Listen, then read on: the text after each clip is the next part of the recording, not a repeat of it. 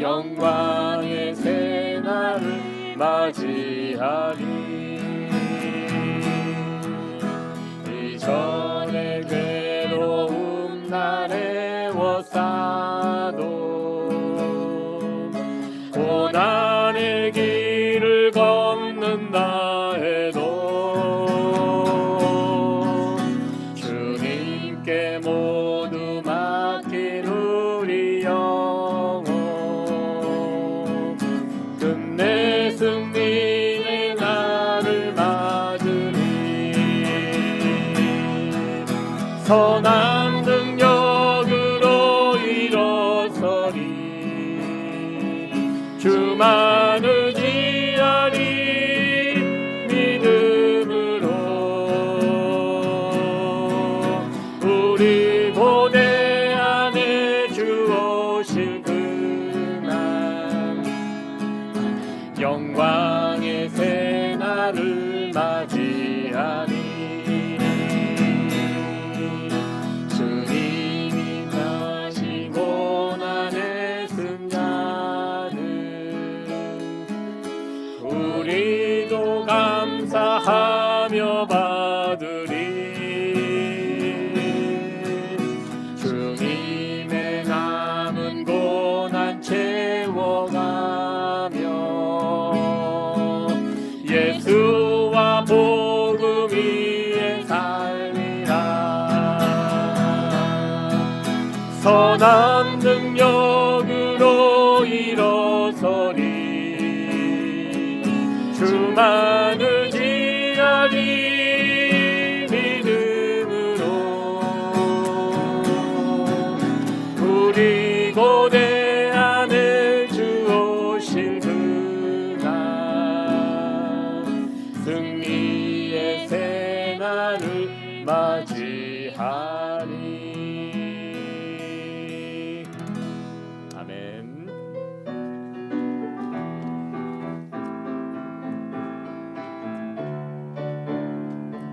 주의 인자심이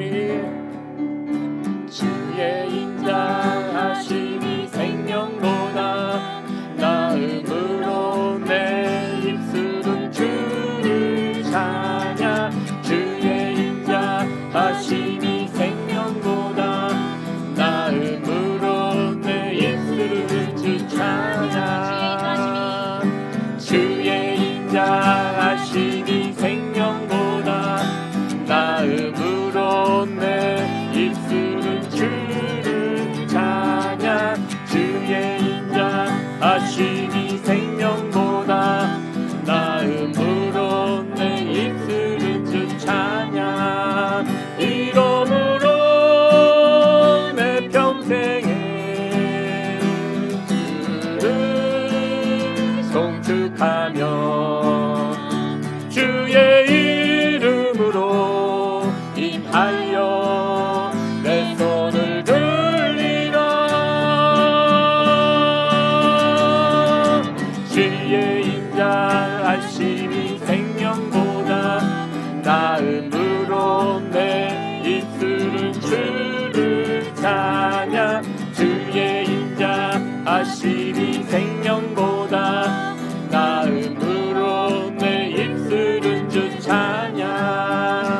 이름으로 내 평생에 주를 송축하며 주의 이름으로 인하여 내 손을 들리라.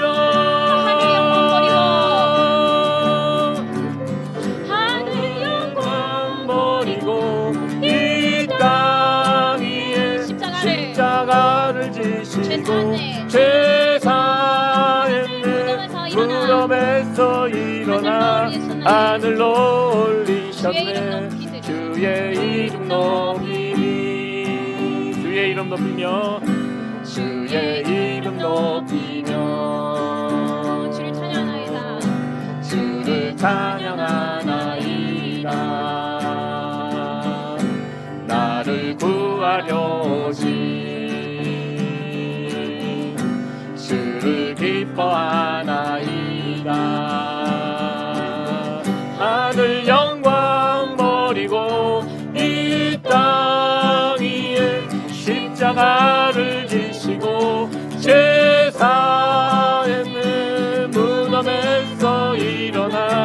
하늘로 올리셨네. 주의 이름 높이리. 아멘. 우리 자리에 일어나셔서 같이 찬양하겠습니다.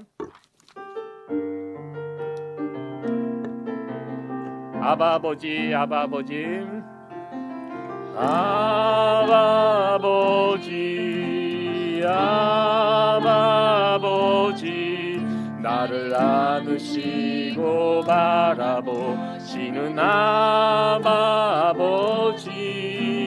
아바아버지 아바아버지 나를 도우시고 힘주시는 아버지 주는 내 마음을 고치시고 볼 수 없는 상처 만지시네. 나를 아시고 나를 이해하시네. 내 영혼 새롭게 세우시네. 아멘. 아바아버지 아바아버지 아바아버지 나를 안으시고 바라보시는 아바아버지 아바아버지 아바아버지 나를 도우시고 힘주시는 아버지 주는 내 마음을 고치시고 볼 수 없는 상처 만지시네. 나를 아시고 나를 이해하시네. 내 영혼 새롭게 세우시네. 아멘. 하나님은 영이시니 예배하는 자가 신령과 진정으로 예배할지니라. 아멘.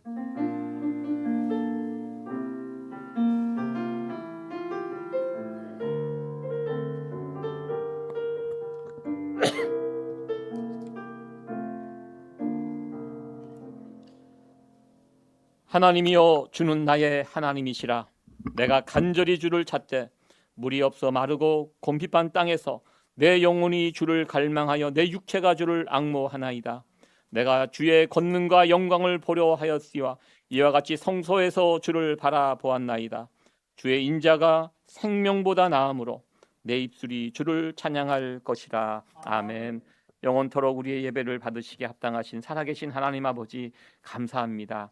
오늘도 저희들에게 귀한 주님의 날을 허락하여 주시어서 주님 전전에 달려나와 주님을 예배할 수 있도록 우리를 인도하여 주셨음을 참 감사드립니다.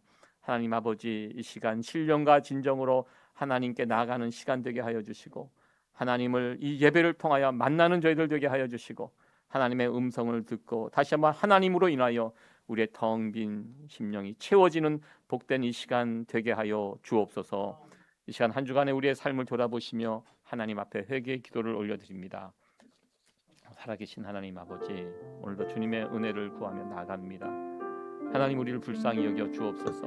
우리가 드려지는 이 예배 가운데 크나큰 하나님의 영광을 볼 수 있는 시간 되게 하여 주시고 다시 한번 하나님 안에서 새로워지고 온전하게 되고 충만케 되는 귀한 저희들 되게 하여 주옵소서. 이 악한 세상과 싸워 아버지 하나님 피 흘리며 죄와 싸우는 저희들 되게 하여 주시고 죄에 지지 않게 하여 주시고 다시 한번 주님으로 인하여 거룩해 되고 경건케 되고 깨끗게 되는 이 시간 되게 하여 주옵소서. 오늘도 말씀하신 하나님 만나는 시간 되게 하여 주시고 살아계신 하나님으로 인하여 우리의 영혼이 즐거워하며 기뻐하며 감사하며 나가는 저희들 되게 하여 주옵소서. 하나님께서 구하시는 제사는 상한 심령이라. 하나님이여 상하고 통회하는 마음을 주께서 멸시하지 아니하시리라. 아멘. 찬송가 23장 찬양합니다.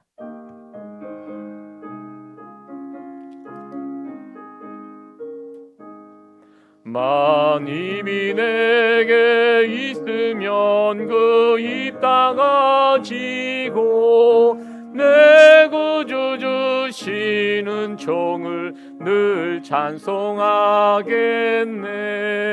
내 은혜로신 하나님 날 도와주시고 그 크신 영광 널리 펴 다 알게 하소서.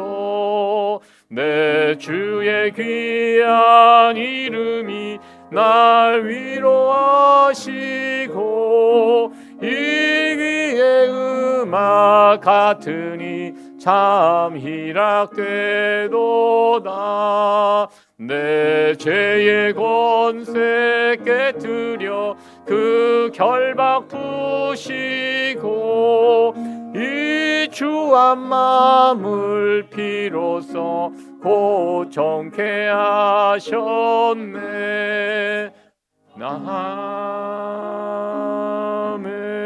아멘. 사도신경으로 우리의 신앙의 고백을 올려드립니다. 전능하사 천지를 만드신 하나님 아버지를 내가 믿사오며 그 외아들 우리 주 예수 그리스도를 믿사오니 이는 성령으로 잉태하사 동정녀 마리아에게 나시고 본디오 빌라도에게 고난을 받으사 십자가에 못 박혀 죽으시고 장사한 지 사흘 만에 죽은 자 가운데서 다시 살아나시며 하늘에 오르사 전능하신 하나님 우편에 앉아 계시다가 저리로서 산자와 죽은 자를 심판하러 오시니라. 성령을 믿사오며 거룩한 공회와 성도가 서로 교통하는 것과 죄를 사하여 주시는 것과 몸이 다시 사는 것과 영원히 사는 것을 믿사옵나이다. 아멘. 성시교독 23번에 있는 말씀입니다. 시편 98편에 있는 말씀입니다. 새 노래로 여호와께 찬송하라. 대저 기이한 일을 행하사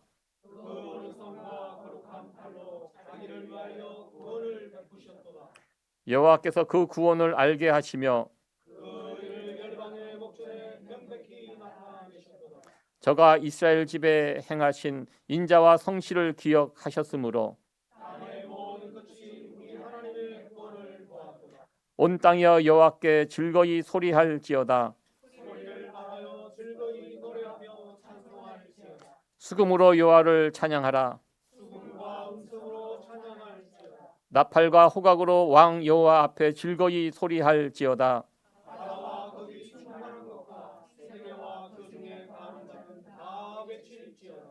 여호와 앞에서 큰 물이 박수하며 산악이 함께 즐거이 노래할지어다. 아멘.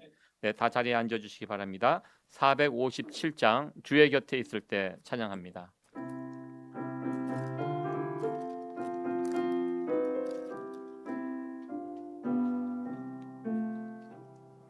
주의 곁에 있을 때 마음이 든든하오니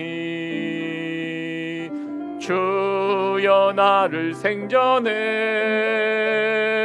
인도하여 주소서. 주여 주여 나를 인도하소서. 바른 세상 살 동안 주여 인도하소서. 피난처인 예수여 세상 물결로 할 때 크신 은혜 베푸사 나를 숨겨주소서. 주여 주여 나를 인도하소서. 바른 세상 살 동안 주여 인도하소서.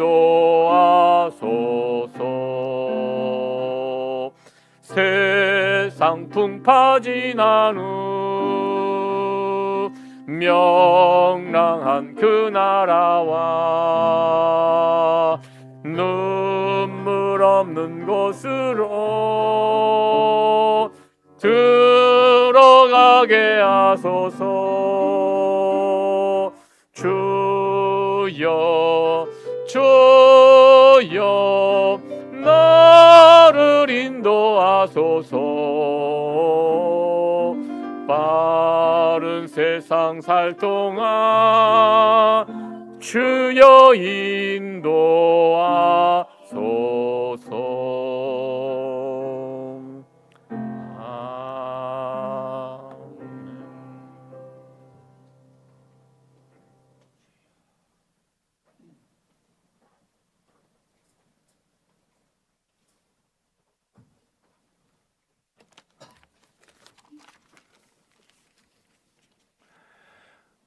거룩하시고 전능하신 하나님 아버지, 오늘도 저희를 거룩한 주일 예배로 부르시고 주의 전에 나와 하나님을 찬양하며 경배하게 하심에 감사와 찬송과 영광을 올려드립니다. 우리의 시작과 끝을 아시며 모든 삶의 순간을 붙들고 인도하시는 주님 앞에 겸손히 머리 숙여 예배드립니다. 저희에게 생명을 허락하시고 오늘도 호흡하게 하시며 주의 백성으로 살아가게 하신 은혜를 생각할 때 오직 하나님께만 이 영광을 올릴 뿐입니다.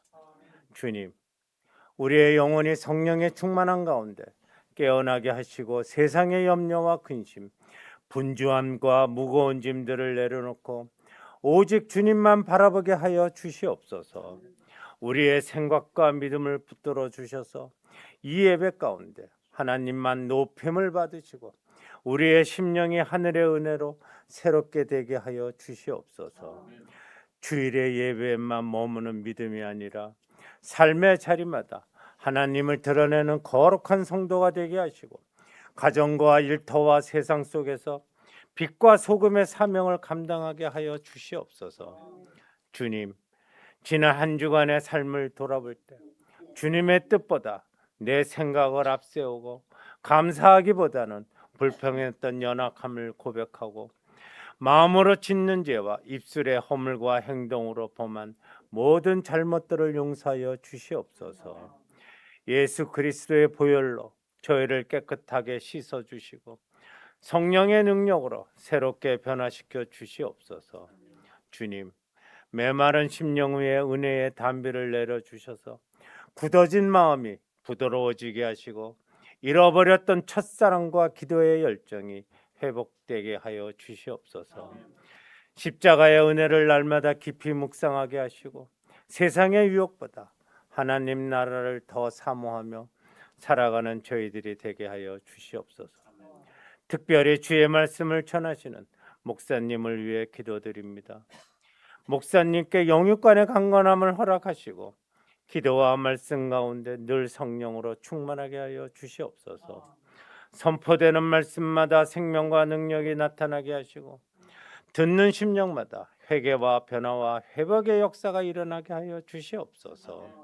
이 모든 말씀 우리를 구원하신 예수 그리스도의 이름으로 간절히 기도드립니다. 아멘.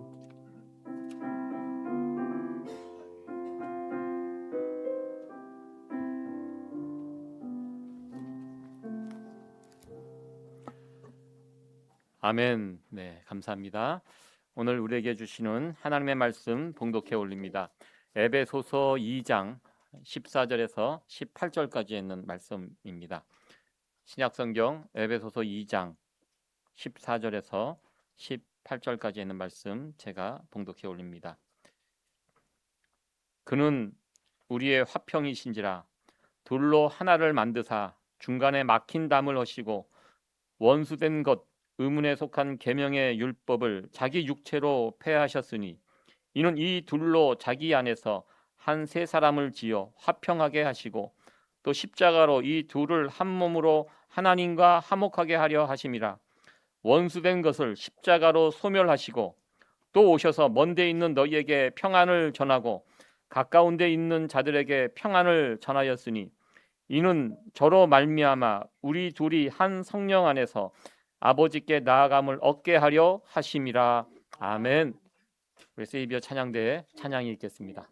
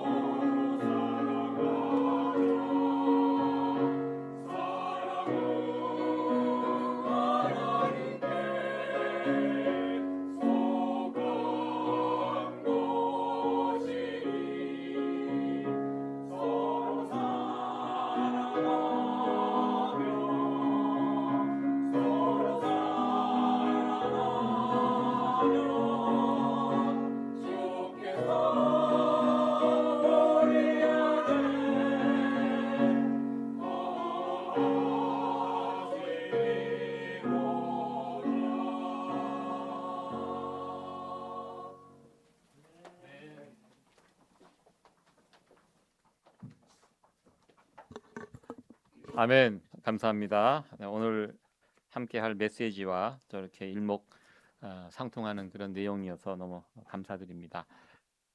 예, 한 주간 여러분들 어떻게 지내셨습니까? 굉장히 더운 한 주간이었습니다.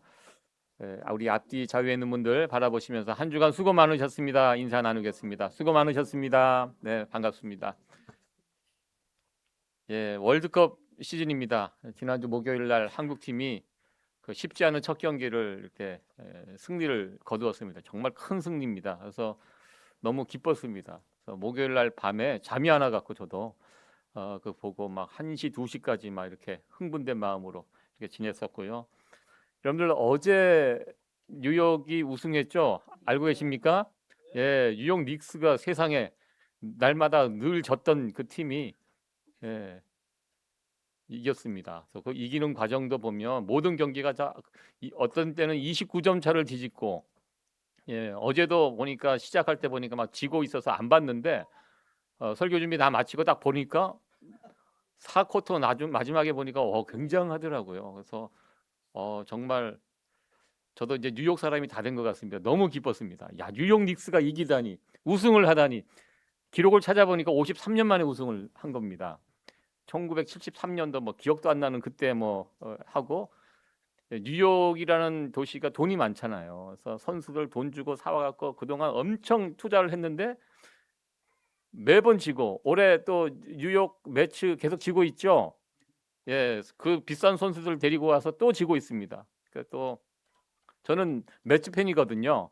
한국에서부터 뉴욕 매치 80몇 년도인가 우승할 때부터 이 팀 멋있다 해갖고 응원했는데 그리고 나도 지금 아직까지 매치가 이제 우승을 못했는데 뉴욕 매치도 우승할 날이 왔으면 좋겠습니다. 어젯밤 참 뉴욕 닉스의 그 우승하는 그런 장면을 보면서 너무 또 기쁘고 즐겁고 목요일 날 퍼레이드가 있다고 합니다. 여러분들 기억하셨다가 시간 되시면 나가서 한번 또 예, 만끽하시기 바랍니다. 정말 큰 승리를 거뒀고 뉴욕에 있는 사람들을 다시 한번 이 스포츠가 참 그런 것 같아요. 하나 되게 하는 힘이 있습니다.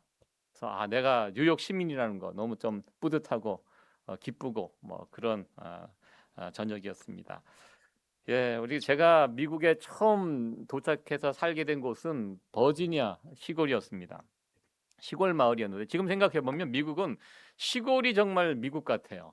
평온하고 제가 눈에 들어왔던 것이 푸른 잔디가 참 그게 참 너무 이뻐 보였습니다. 이 푸른 잔디가 이렇게 착 깔려 있고 그리고 가장 인상적이었던 장면은 집들이 이렇게 있는데 집들이 담이 없다는 거. 집이 있는데 담이 없다는 것이 참 그땐 신기했습니다. 한국의 집들은 요즘 다 아파트죠. 아파트 자체가 거대한 담 아닙니까? 그리고 제가 살았을 때 어렸을 때 뭐 단독 주택 같은 데를 가보면 높은 담 이렇게 쳐져 있고 그 위에는 사람들 넘어오지 못하게 뭐 병 조각 같은 거 깨서 막 이렇게 박아놓고 막 지금 생각해 보면 참 흉악합니다. 그래서 이제 아무도 못 들어오게.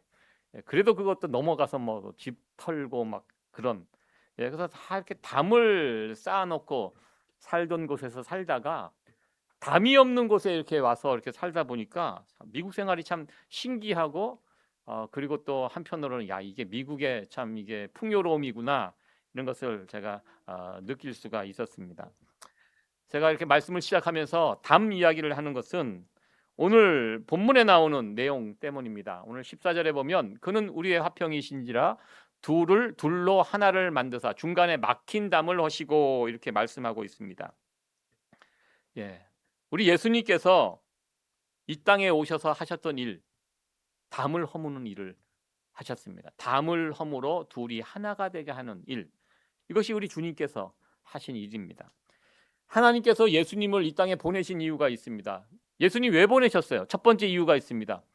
우리의 구원을 위해서. 하나님의 계획입니다. 하나님께서 이 땅에 예수님을 보내시면서 꿈꿨던 것은 오늘 에베소서 1장 7절에 이렇게 말씀하고 있습니다. 같이 한번 읽어보도록 하겠습니다. 시작. 우리가 그리스도 안에서 그의 은혜의 풍성함을 따라 그의 피로 말미암아 구속 고 제사함을 받았으니 하나님께서 예수 그리스도를 이 땅에 보내주시고요. 그 예수님을 통해서 무엇을 이루고자 하셨는가? 예수님의 십자가의 희생을 통하여 구속, 우리를 구원하시기를 원하셨습니다. 이것이 하나님의 첫 번째 계획입니다. 예수님을 보내신 이유, 우리를 구원하시기 위해서 우리를 구원해 주셨습니다. 그리고 이것으로 끝나는 것이 아닙니다. 두 번째 목적이 있습니다. 예수님을 이 땅에 보내신 이유, 에베소서 1장 10절에 나와 있습니다. 우리 같이 한번 읽어보도록 하겠습니다. 시작. 하늘에 있는 것이나 땅에 있는 것이 다 그리스도 안에서 통일되게 하려 하심이라. 아멘. 통일되게 한다. 예수님 안에서, 예수님 안에 있으면 다 통일된다. 하나가 된다.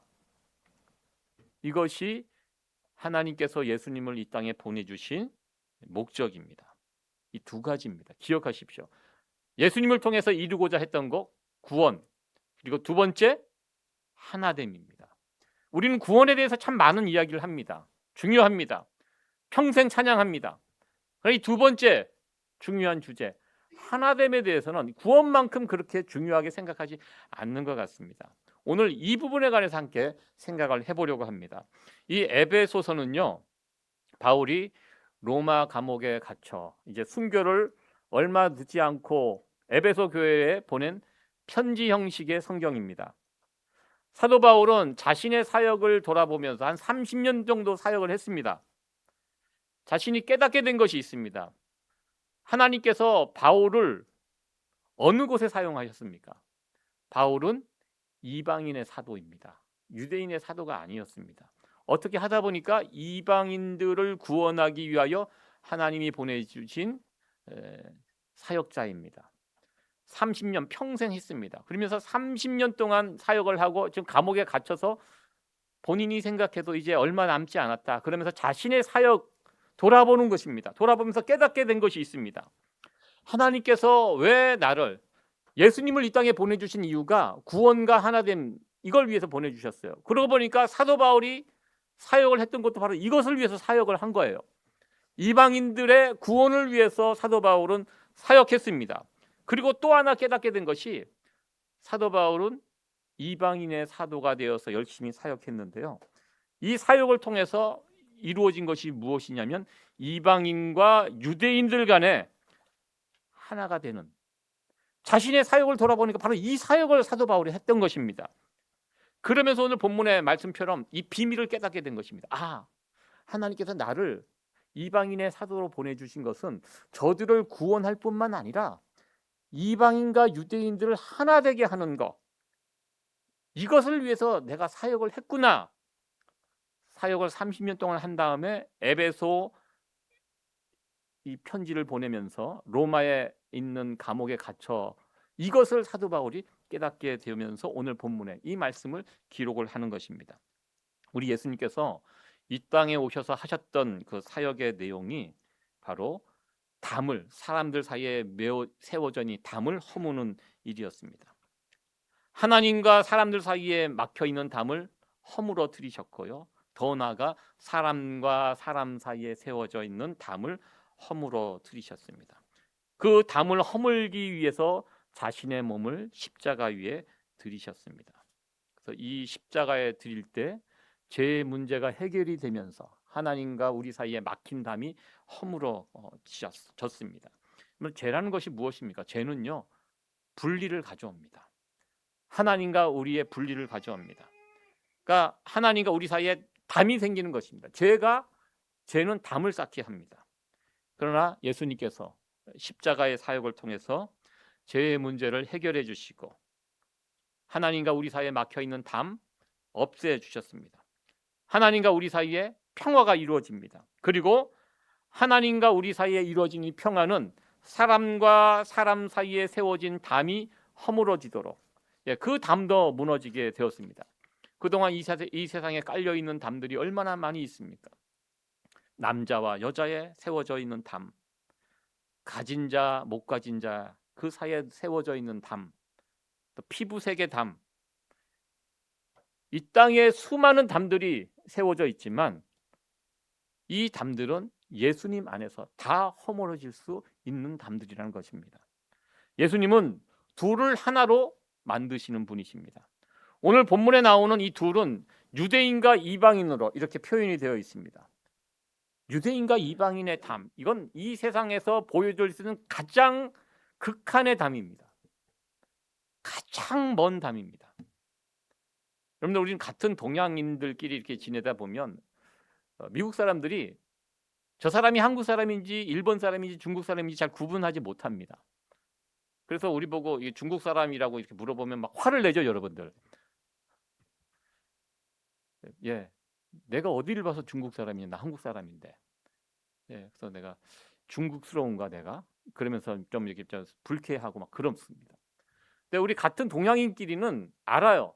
아, 저분이 한국 사람인지 중국 사람인지 일본 사람인지 대충 이렇게 보면 압니다. 그래서 특별히 한국 분들은 그 한국 사람들이 가지고 있는 그 아우라가 있어요. 보면 아, 저 사람 눈빛만 봐도 저거 한국 사람이다. 알게 됩니다. 우리끼리는 어느 정도 구분을 합니다. 그러나 미국 사람들은 구분을 하는 거 참 불가능한 것 같습니다. 이 세상에서 나라와 민족을 구분할 때 가장 철저하게 구분이 되는 것이 바로 유대인과 이방인의 구분입니다. 이 구분은 안타깝게도 지금 현실에도 존재합니다. 지금 이란과 이스라엘이 왜 전쟁합니까? 바로 이 구별 때문에 전쟁하고 있습니다. 이방인들, 유대인 원수로 여깁니다. 유대인도 이방인들을 원수로 여깁니다. 사람 취급하지 않습니다. 개로 여깁니다. 왜 개로 여기냐면 하나님께 바쳐지는 짐승들 가운데 개는 없어요. 하나님께 바쳐질 수도 없는 존재라는 것이에요. 이방인들은 그렇게 취급합니다. 그래서 질문을 합니다. 그렇다면 저 이방인들을 하나님께서 왜 창조하셨습니까? 왜 만드셨습니까? 이렇게 물어보면 유대인들이 뭐라고 대답하는지 아세요? 저들은 쓸 데가 있다. 지옥의 땔감을 사용할 때 쓰려고 하나님께서 그렇게 해서 만든 거다라고 유대인들은 그렇게 이야기합니다. 이방인들 또한 마찬가지입니다. 유대인들 보기 좋게 안 봅니다. 히틀러가 600만 명을 죽일 때 그 독일인들 가운데 그리스도인들도 많았습니다. 예. 어떻게 보면 이게 말이 안 되는 범죄잖아요. 그런데도 독일 사람들 가운데 그것을 응원하는 사람들도 있었습니다. 왜? 유대인들을 상종하지 못할 존재들로 서로 미워하는 극과 극의 정말 견고한 담이 세워져 있는 그 관계가 유대인과 이방인들의 관계입니다. 그런데 이 원수, 도저히 가까이 할 수 없는 이 두 사이가, 이 장벽이 허물어지는 역사가 있게 됩니다. 누구 때문에? 예수님 때문에. 예, 그리스도 예수님 때문에 유대인과 이방인 사이에 그 견고한 벽이 무너지고 둘 사이에 평화가 이루어집니다. 참으로 이것은 놀라운 사건입니다. 유대인과 이방인은 이 땅에서 세워져 있는 가장 견고한 벽인데요. 이 벽이 무너졌다면 다른 것은 볼 것도 없다는 것입니다. 그래서 사도 바울이 이 케이스를 가지고 설명을 하는 것입니다. 유대인과 이방인 결코 가까이 할 수 없는 이 벽이 무너졌다. 누구 때문에? 예수님 때문에. 우리가 붙들고 있는 복음 안에는 이 벽이 허물어진다. 여러분들, 사도 바울이 개척한 교회를 보십시오. 사도 바울이 개척한 그 교회들, 그 교회 안에는요, 이방인 그리스도인, 유대인 그리스도인들이 같이 그 교회 안에서 신앙생활을 같이 했습니다. 지금 생각하면 그거 별거 아니라고 우리가 생각합니다. 그러나 그 당시 문화로 보면 이건 혁명적인 사건입니다. 예수 그리스도가 없는 세상 안에서는요, 지금도 유대인과 이방인들이 철천지 원수가 돼서 지금도 싸웁니다. 21세기에도 싸워요. 그런데 지금보다 훨씬 환경이 열악한 2000년 전 그 시절에 사도 바울이 세웠던 그 교회 안에는요, 유대인 그리스도인들, 이방인 그리스도인들 같이 그 교회 안에서 한 형제 자매로 같이 하나가 되어 교회를 세워갔다는 이 사실, 지금 문득 생각해 보면, 야, 어떻게 그게 가능했을까? 참 놀랍다. 새삼스럽게 이 부분이 깨달아지게 되었습니다. 그 둘이 어떻게 하나가 될 수 있었습니까? 그 중간에 누가 계십니까? 예수 그리스도. 예, 예수 그리스도가 함께 하셨기 때문에 이 불가능한 일이 가능하게 되었다는 것입니다. 여러분들, 예수님이 있는 그곳에는 두 가지 역사가 일어납니다. 구원의 역사, 또 하나됨의 역사가 일어납니다. 여러분들, 교회가 그래서 귀한 거고 교회가 좋은 것입니다. 교회가 어떤 것입니까? 구원의 역사가 일어나는 것이고 모든 장벽이 무너지는 것, 구원의 역사 더하기 하나됨의 역사가 나타나는 것이 이 교회입니다. 우리 세이비어 교회도 이 두 가지 역사가 활발하게 힘있게 일어나게 되기를 간절히 소원합니다. 그렇다면 오늘 에베소서 2장에 있는 말씀, 이 말씀이 오늘을 살아가는 우리들에게 어떤 의미가 있는가, 이 적용을 한번 해보려고 합니다. 여러분들도 잘 아시겠지만 우리가 살아가는 이 세상의 모습은 하나됨을 이루어가는 그런 세상이 아닙니다. 오히려 더 하나됨이 깨져가는, 더 나눠지고 더 분열되고 더 갈등하고 더 다투고 더 미워하고 증오하고 그런 세상입니다. 저는 어렸을 때 막연한 그런 생각을, 세상은 점점 좋아질 것이다, 과학 문명이 발전하고 사람들이 더 많이 배우고 생활 수준이 높아져 가면 사람들끼리 다투고 이런 것보다는 점점 화해하고 평화를 이루고 점점 더 좋은 세상이 될 것이다. 어렸을 때 막연한 생각을 그렇게 가지고 있었던 것 같습니다. 그러나 지금까지 살아오면서 이만큼 살아보니까요, 제 생각이 틀렸다는 것을 알게 되었습니다. 세상은 그렇지 않습니다. 점점 더 세상은 복잡해지고 점점 더 나눠지고 깨지고 분열되고 갈등하고 서로를 미워하고 증오하고 심지어 이제는 상대방을 죽이겠다고 전쟁하는 그런 세상이 되었습니다. 전쟁이 끊이지 않습니다. 저는 세상이 발전하면 전쟁이 점점 없어질 줄 알았습니다. 실제로요, 유럽이라는 사회가 지금은 굉장히 문명화된 사회 같지만 유럽이 과거에는 굉장히 미개한 나라였습니다. 전쟁이 다르라는 이유로 200년, 300년 동안 서로 피 흘려 싸웠던 나라가 유럽입니다. 그러니까 200년, 300년 동안 피 흘리면서 싸웠는데요, 그들이 내린 결론이 그거예요. 모여가지고 그런 회의를 했습니다. 야, 우리 이제 앞으로 이 전쟁도 이 종교 가지고 전쟁하지 말자. 더 이상 이 종교 가지고 전쟁을 해보니까 이거 답이 없어요. 끝이 안 나요. 상대방이 다 죽어야 끝나는데 이 다 죽는 게 이게 가능한가요? 진멸한다는 게. 그래서 유럽 사람들은 어느 날 유럽 정상들이 모여서 회의를 합니다. 그래서 앞으로 이 유럽 땅에서는 종교 가지고는 전쟁하지 말자. 그래서 무슨 협약을 맺습니다. 제가 이게 세계사 시간에 배운 그런 내용입니다. 그리고 나서 유럽은 더 이상 종교 가지고 전쟁하지 않습니다. 다른 문제 갖고 전쟁을 하지 종교 가지고 전쟁하지 않습니다. 그래서 제가 그 사건을 보고 그래, 앞으로 세상은 이런 식으로 발전해 가겠구나. 더 이상 싸우지 않고 어느 정도 같이 더불어 사는 방향으로. 그런데 아니라는 것입니다. 아닙니다. 세상은 점점 더 사나워지고 나눠지고 분열되고, 우리 대한민국 역사를 보십시오. 제가 이렇게 한국의 역사를 쭉 보면서 제가 한번 적어봤습니다. 우리 한국에 어떤 갈등과 분열들이 있었는가. 1970년대는요 지역적인 갈등이 있었습니다. 너 출신이 어디야? 경상도야, 전라도야? 심심치 않게 어렸을 때 늘 그 얘기를 들었습니다. 제가 경상도잖아요. 제가 경상도 출신입니다. 그러니까 저희 부모님이, 저희 특별히 할머님이 친구를 데리고 오면 저 친구 출신이 어디야? 저는 그게 너무 듣기 싫었어요. 저는 제 친구들 가운데 전라도 친구도 있고 경상도 친구도 있습니다. 그게 뭐라고? 그게 교회 안에서도. 이게 1970년대부터 이것이 이제 막 이게 전라도 사람, 경상도 사람, 이런 갈등 지금까지 이어지지 않고 있습니다. 그리고 1980년대 넘어가면 이제는 이제 이념 갈등, 진보, 보수 갈등하고 있습니다.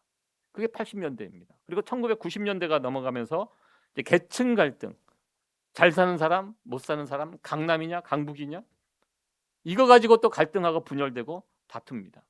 그리고 2000년대 넘어가면서 세대 갈등이라는 것이 생겨납니다. 부모님 세대와 자녀 세대. 예, 여러분들 자녀 세대 보면 괜찮으세요? 답답하지 않으세요? 깝깝하지 않으세요? 예, 우리 자녀 세대들이 부모 세대를 또 그렇게 바라봅니다. 세대 갈등. 이것도 또 최근에는 이제 젠더 이슈, 뭐 남녀 갈등 이런 것들이 또 막 일어나요. 중요한 것은요. 세대 갈등이 일어나면 계층 갈등이 사라지느냐? 아닙니다. 지역 갈등 위에 이념 갈등이 더 씌워지고 그 위에 계층 갈등이 더 씌워지고 없어지지 않고요. 그 이전의 갈등은 더 깊어지고 또 새로운 갈등이 또 거기 들어가고 앞으로 2020년대 지금부터 우리가 26년인데요. 2030년 뭐 이 정도 되면 어떤 갈등이 또 튀어나올까? 저는 예측을 해보는데 앞으로 종교 갈등 한국에서는 종교적인 문제로 믿는 사람과 믿지 않는 사람 간에 또 이런 갈등이 또 일어나지 않을까 조심스럽게 예측을 해봅니다. 왜냐하면 과거 유럽의 역사가 그렇습니다. 지금 유럽의 역사가 교회가 다 지금 사그러들었거든요. 한국도 지금 거기를 지금 쫓아갑니다. 미국도 어느 정도 시간이 좀 더디지만 미국도 그쪽으로 가고 있는 그런 모습을 보면서 앞으로의 갈등은 이제 종교적인 이유로 이슈를 가지고 갈등하는 그런 시대가 오지 않을까 그렇게 걱정스럽게 또 예측을 해봅니다. 한국만 그런가요? 우리가 살고 있는 미국은 또 어떻습니까? 미합중국, 미국은 하나됨을 꿈꾸는 나라입니다. 그러나 여러분들 우리가 살고 있는 이 미국 안에 얼마나 많은 분열과 다툼이 있습니까? 이것도 더 점점 심해집니다. 잘 알잖아요. 미국은 우리가 가지고 있는 갈등 위에 가장 기본적인 인종 갈등이 있어요. 이거 해결 못합니다. 왜 이걸 해결 못하나 들어와서 살아보니까 알겠더라고. 이거 해결 못합니다. 예, 우리 한국 사람들에게 인종 갈등은 없잖아요. 우리는 다 같은 민족이기 때문에. 근데 미국은 거기에다 도 인종 갈등까지 있습니다. 심각한 분열입니다. 세계를 돌아봐도 요즘 미국과 패권을 다투는 나라가 이제 중국입니다. 예전에는 러시아, 소련이었죠. 소련이 무너지면서 이제 미국이 이제 지금 뭐 최강이죠. 새로운 이제 또 적들이 막 일어나고 그 가운데 대표 주제가 중국입니다. 지금 미국과 중국이 지금 패권 전쟁 중입니다. 그런데 이런 세상 어떻게 하나로 통일시킬 수 있겠습니까? 한국 사회가 통일이 된 적이 있습니다. 언제죠? 딱 한 번. 2002년 한일 월드컵 때. 전 국민들이 축구라는 것이 참 그런 힘이 있는 것 같아요. 전 국민을 하나로 통일시키는. 예, 뉴욕도 어제 농구하니까 사람들 막 몰려 나와서 막 응원하고 막 서로 그냥 그 안에 무슨 뭐 이민자가 있고 뭐 백인이 있고 히스패닉이 있고 뭐 누가 있습니까? 스포츠 안에서 이렇게 딱 하나 되는 스포츠가 가진 힘인 것 같습니다. 그렇다고 우리가 월드컵 축구 매일 할 수 없잖아요. 어떻게 이 분열되어 가는 세상을 하나로 만들어 갈 수 있을까? 세상적인 관점으로 보면 불가능합니다. 이 세상 정상들이 아무리 모여서 회의를 한다고 해도 세상의 평화 가져오지 못합니다. 과거에는 유엔이라는 그 조직 많은 사람들의 희망이었습니다. 예전에 한국이 유엔에 가입을 하지 못할 때 유엔에 가입하는 것이 전 국민의 소원이었습니다. 그때 막 유엔 가입했다고 막 잔치가 벌어지고 나중에 보니까요 유엔이 보니까 하는 일이 없어요. 유엔이 세계 평화를 위해서 무슨 일을 합니까? 심지어 최근에는 미국이 유엔에서 탈퇴까지 하잖아요. 이게 별거 아니라는 것입니다. 세상에 어떤 조직도요 세상의 평화, 하나됨 이거 가져오지 못한다는 것입니다. 이런 세상에 그래도 저는 교회가 세상 사람들에게 희망을 줄 수 있다라고 저는 믿습니다. 왜 그렇습니까? 우리에게 누가 있지요? 예수 그리스도가 있기 때문입니다. 예수님이 역사하는 곳에는요 막힌 담이 허물어집니다. 우리가 살고 있는 이 세상은 여전히 사탄이 역사하는 세상입니다. 사탄의 특징이 이간질입니다. 하나님과 사람 사이를 이간시키고요. 사람과 사람 사이를 이간하고 다투고 분열시킵니다. 사탄이라는 것이 그렇습니다. 싸움을 절대 말리지 않습니다. 계속 싸우도록 뒤에서 땔감을 제공하는 것이 사탄입니다. 그러나 우리 성령님은 어떠하십니까? 성령님은 하나됨을 이끌어 가십니다. 하나님과 인간 사이에 막혀 있는 담을 허물어뜨려 하나님과 우리를 하나 되게 하시고 이방인 유대인 막힌 담을 허물어 하나 되게 하십니다. 저는 이 시대의 교회의 사명이 바로 이것이라고 저는 믿습니다. 이 세상에 분열되어 있는 이 세상에 하나 되는 공동체를 이루어서 세상에 보여주는 것입니다. 이것이 이 교회가 세상에 보여줄 수 있는 가장 강력한 모습이라고 저는 생각해 봅니다. 여러분들 서울 종로구 인사동에 가면 승동교회라는 교회가 있습니다. 이 승동교회가 저희 교단 교회입니다. 합동에 속한 장로교에 속한 교회 역사가 지금 한 135년, 136년 정도 된 교회입니다. 이 교회가 미국 북장로교회에 소속이 되어 있던 사무엘 무어 선교사님이 한국에 선교 오셔서 세운 교회입니다. 이 교회가 여러분들 그 AI에게 한번 물어보시면 이 승동교회에 관해서 물어보면 쭉 나옵니다. 저도 어제 들어가서 쭉 물어보니까 쭉 나오더라고요. 승동교회가 어떤 교회인지. 저도 제가 한국에서 사역을 종로 5가에서 사역을 했거든요. 거기 오가다가 이게 봤어요. 승동교회, 연동교회, 뭐 세문안교회 다 그쪽 강북에 있는 교회들. 아, 승동교회가 이런 역사를 가지고 있구나. 어떻게 새삼스럽게 참 교회 역사를 보면서 감사했는데요. 이 교회가 1982년도 사무엘 무어 선교사님이 파송해서 그 다음 해 세웠던 교회입니다. 특별히 이 선교사님은 천민 중에 천민 백정들의 아버지라고 이게 타이틀이 이렇게 되어 있을 정도로 그 당시 조선시대입니다. 조선시대 후기인데요. 그 사회에서 가장 사람 취급받지 못한 자들이 짐승을 잡았던 백정들입니다.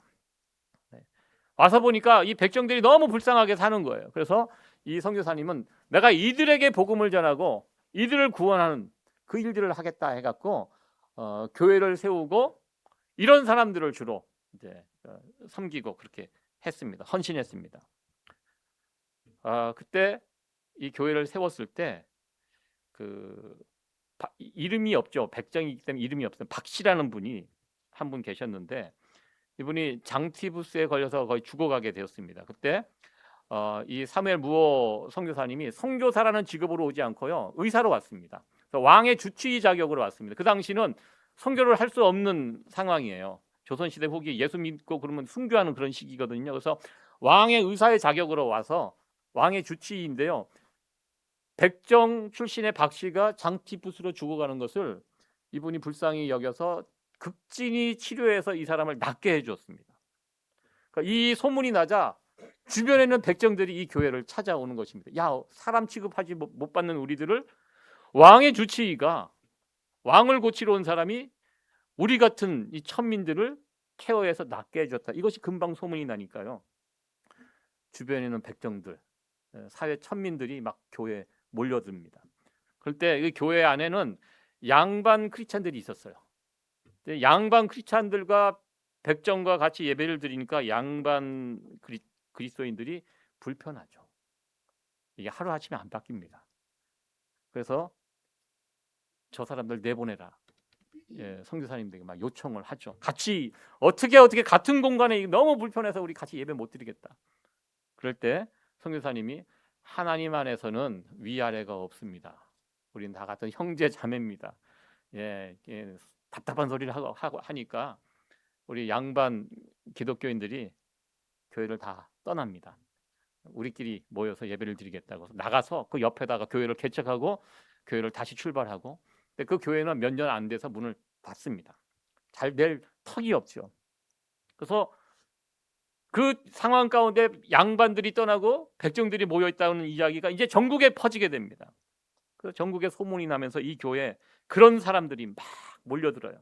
그래서 그렇게 이분에게 의해서 처음으로 고침을 받았던 이 박씨라는 이분 그 교회에서 세례를 받습니다. 세례를 받고 이름을 이제 얻게 됩니다. 그래서 이름이 박성춘이라는 이름으로 받게 됩니다.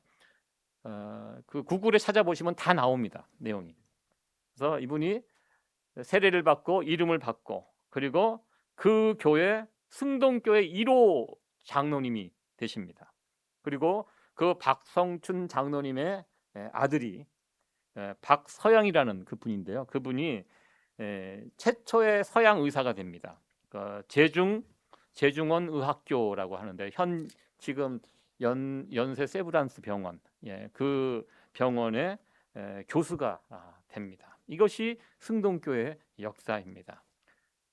이 사무엘 무어 선교사님은요, 그런 백정들, 사회 최하층민들, 이런 사람들을 위해서 열심히 선교 활동하시다가 특별히 또 한국 사회 신분제가 있었잖아요. 그것을 철폐하는데 아주 앞장서서 일하셨던 분이십니다. 그러다가 1906년도 이분이 사역하다가 장티푸스에 이분이 걸립니다. 그리고 비록 젊은 나이죠. 46살에 이분이 소천을 하시고, 그리고 그 유해가 지금 한국에 가면 양화진에 가면 선교사들 무덤이 그곳에 있습니다. 그곳에 이분이 그곳에 안치되어 있다. 이렇게 그 구글 AI 거기 가서 보니까 그렇게 적혀 있었습니다. 여러분들, 한국 사회가 지금이야 양반 쌍놈 이게 없지만 조선 500년 그런 계급 사회였습니다. 500년 동안. 그리고 그 전 고려 시대 계급 사회였고요. 고구려 신라 백제 그 시절에도 다 계급 사회였습니다. 철저한 양반과 노비. 그런데 그 철저한 신분 제도가 지금은 다 사라졌어요. 이 사라지는데, 이 담이 무너지는데 결정적인 역할을 한 곳이 어딘지 아십니까? 한국 초대교회였습니다. 초대교회 안에는 그 담이 없어졌어요. 놀라운 일입니다. 그런데 이 신분 제도를 없앤다는 것이 이게 만만치 않아요. 쉽지 않습니다. 제가 10년도 더 됐는데 인도를 방문을 하고 나서 내린 결론이, 인도라는 나라는 몹쓸 나라다. 제가 내린 결론입니다. 철저한 신분제의 나라입니다. 인구가 15억이면 뭐 합니까? 그 안에서 쓸 수 있는 인구는 한 1억 정도 될까요?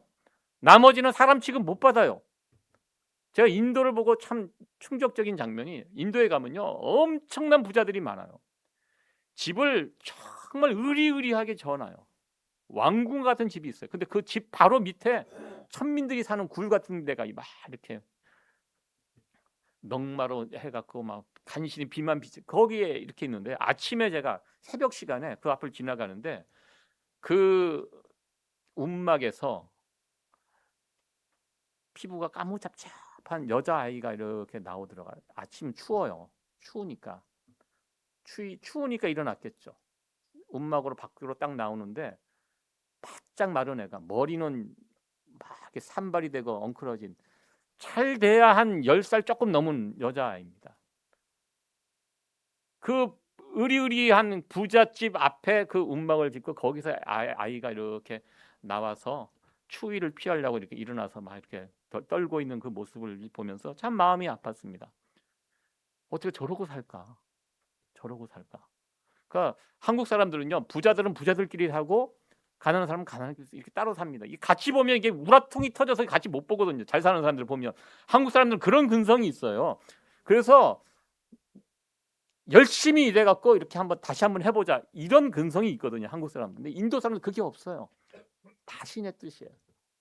저 사람 잘 사는 거, 저 신의 뜻. 나는 이렇게 사는 거 윤회 아닙니까? 이번 생에는 망쳤고 이번 생에 그냥 잘 받아들이고 인샬라 신의 뜻으로 받아들이고, 그리고 다음 생에는 좀 공덕을 쌓아갖고 저런 사람들로 태어날 수 있도록. 그러니까 그런 사람들을 보면 분노를 안 일으켜요. 그냥 그런가 보다 하고, 그렇고 살아가는 그런 모습을 보면서, 야, 인도의 신분제 이거 무섭구나. 이런 나라 정말 몹쓸 나라다.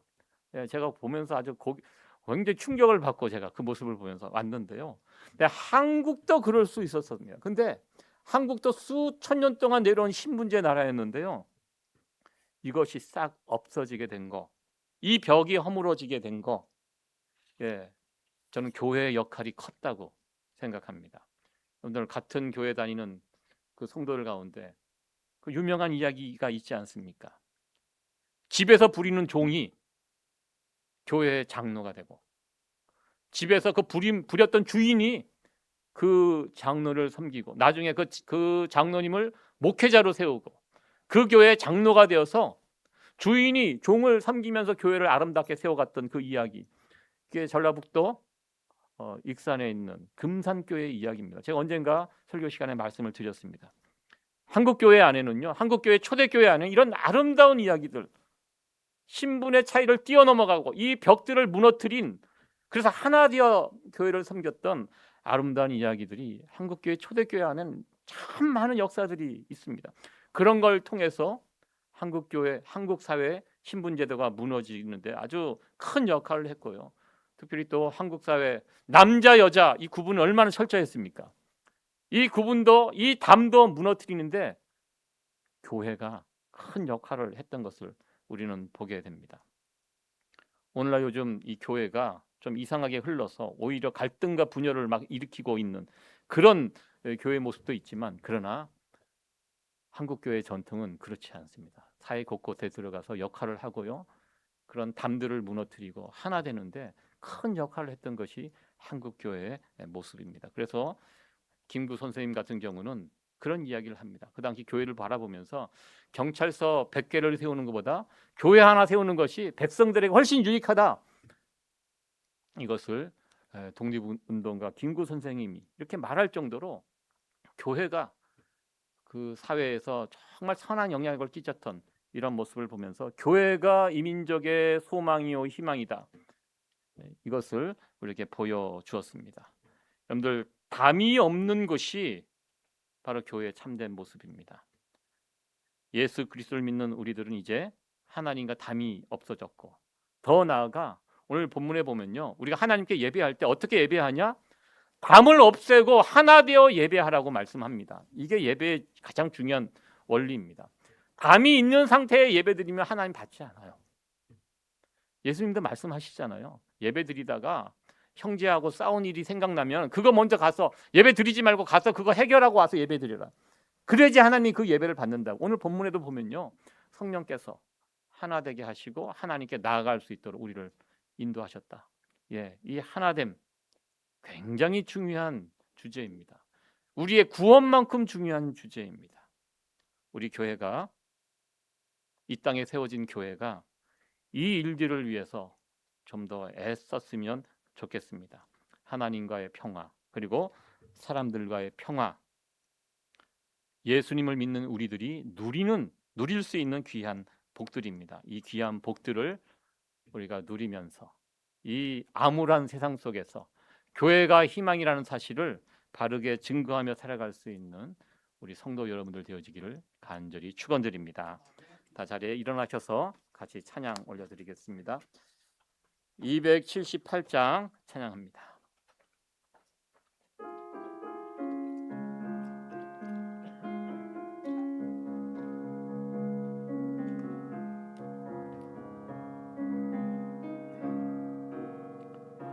사랑하는 주님 앞에 형제자매 한자리에 크신 은혜 생각하여 즐거운 찬송 부르네.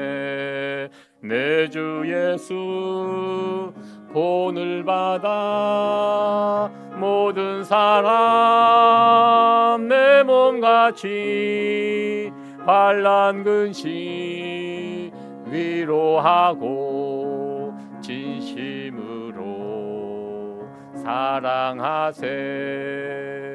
사랑하는 주님 앞에 온갖 충성 다 바쳐서 괴로우나 즐거우나 주님만 힘써 섬기네. 우리 주님 거룩한 손 제자들의 발을 씻어 남 섬기는 종의 도를 몸소 행해 보이셨네. 사랑하는 주님 예수 같은 주로 섬기나니 한 피 바다 한 몸 이루 형제여 친구들이여 한 몸같이 친밀하고 마음조차 하나 되어 우리 주님 신 뜻을 지성으로 준행하세. 아멘. 기도하겠습니다. 갈등하고 분열된 이 세상 속에서 우리 교회만이 유일한 희망이 됨을 믿습니다. 하나님께서 예수 그리스도를 이 땅에 보내신 이유가 우리를 구원하기 위함이며 또한 분열되어 있는 이 세상, 세워져 있는 막강한 담들 다 허물어뜨리고 하나님과 하나 되고 우리가 하나 되기 위하여 예수님을 이 땅에 보내신 줄 우리가 믿습니다. 아버지 하나님, 구원과 하나됨을 보여줄 수 있는 그런 우리 교회가 되게 하여 주시고, 그래서 갈등과 분열이 가득한 이 세상 속에서 교회만이 유일한 희망이 됨을 바르게 증거하며 살아가는 우리 교회가 되게 하여 주옵소서. 오늘도 하나님의 귀한 은혜에 감사하여 귀한 예물 준비하여 하나님 앞에 올려드립니다. 무더운 여름입니다. 일터에서 일하는 우리 성도들 건강 지켜주시고 하나님께서 주시는 기쁨과 평안을 우리의 일터에서 누리며 살아가는 성도들 되게 하여 주옵소서. 땀을 흘릴 때마다 땀 흘린 수고의 대가 거둘 수 있도록 하나님 은혜를 베풀어 주시고 지혜롭게 성령 충만하게 강건하게 붙잡아 주시어서 주님께서 허락한 일터에서 힘있게 감당하게 하여 주옵소서. 이 예물이 사용되는 것도 우리 하나님 간섭하여 주시고 주님의 이름을 세상 속에서 향기롭게 증거하는데 부족함이 없는 우리 교회 되게 하여 주옵소서. 지금은 우리 구주 예수 그리스도의 은혜와 아버지 하나님의 그 크신 사랑하심과 성령 하나님의 위로 교통 온전 충만케 하심이, 하나님께서 예수 그리스도를 이 땅에 보내신 이유가 구원과 하나됨을 이루기 위함이라는 사실을 다시 한번 마음에 새기며 우리들 또한 우리가 세워진 이 교회를 통하여 구원의 역사, 하나됨의 역사를 꿈꾸며 나가기를 소원하는 이 자리에 함께한 하나님의 자녀들 머리 위에, 그들의 가정 위에, 직장 위에, 온 교회 위에 지금부터 영원토록 함께 하시길 간절히 축원하옵나이다. 아멘.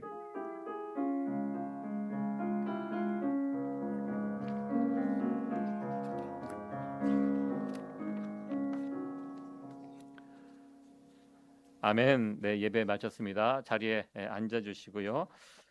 광고 소식은 주보에 나와 있는 거 이렇게 참조해 주시고, 오늘 광고한 대로 2부 예배 마치고 우리 한 1, 2분 정도 쉬었다가 바로 이 자리에서 위로 예배, 우리 또 이정기 집사님 어머님께서 지난주에 또 한국에서 소천하셨습니다. 그래서 사정상 또 이렇게 한국에 나가시는 것을 취소하시고 또 이렇게 그냥 이곳에서 우리와 같이 또 위로 예배를 이렇게 드리려고 합니다. 그래서 한 2, 3분 후에 이 자리에 여러분들 성가대 가운 갈아입으시고요. 자리에 오셔서 바로 예배 드리도록 하겠습니다. 예배 끝나고 식사 신교 이렇게 하도록 하겠습니다. 잠깐 쉬도록 하겠습니다.